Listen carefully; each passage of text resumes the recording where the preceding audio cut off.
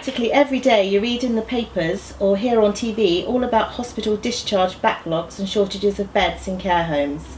Does CASCAIDr see lots of arguments as to who should be paying for the next stage onwards?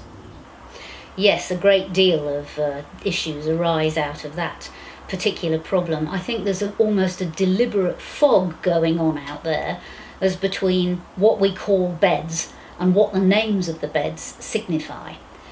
You can get interim beds, you can get discharge to assess beds, then there's reablement beds, there's rehabilitation beds, there's step-down beds. I've even heard a bed called an empowerment bed, would you believe? And the point is, all of those beds are free to the user, so people are less unwilling to get up and leave their hospital bed. But that's only the beginning of the problem. With interim beds and discharge to assess beds, the purpose of those beds is for when somebody's ready to leave hospital, but the NHS hasn't yet been able to decide whether they're so sick still that they deserve NHS continuing healthcare. That's free care for the foreseeable future. And therefore the NHS pays for the person's next bed because they haven't yet done their thinking. The trouble is they often put such people into a very nice, posh, expensive care home, and then 6 weeks later, or however many weeks later, when the person has stabilised, that person has come to love their care home, and then they don't want to leave, but the bed is much more costly than the local authority would generally pay for. So then there is trouble.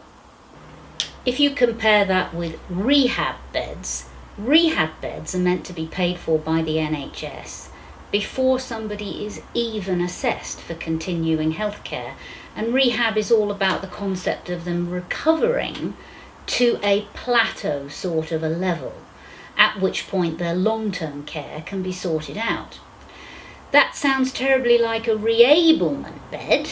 Rehab, reablement, reablement, rehab. But the difference is that a reablement bed is paid for by the local authority, and it's about making a person able to go back to a state of independence. And the point is that even though all those beds are free, the local authority is paying for a reablement bed, and they're busy running out of such beds around the country because too many care homes have closed. An extra complexity with a reablement bed, if there isn't one at the exact moment when the person is ready for one coming out of hospital, is that they'll go into some other sort of care home placement, and then the council will want to charge the person the ordinary fee that they normally otherwise would.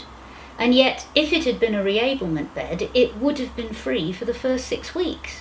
So you can see that there is complete mayhem potential out there from people just not understanding the differences between these things.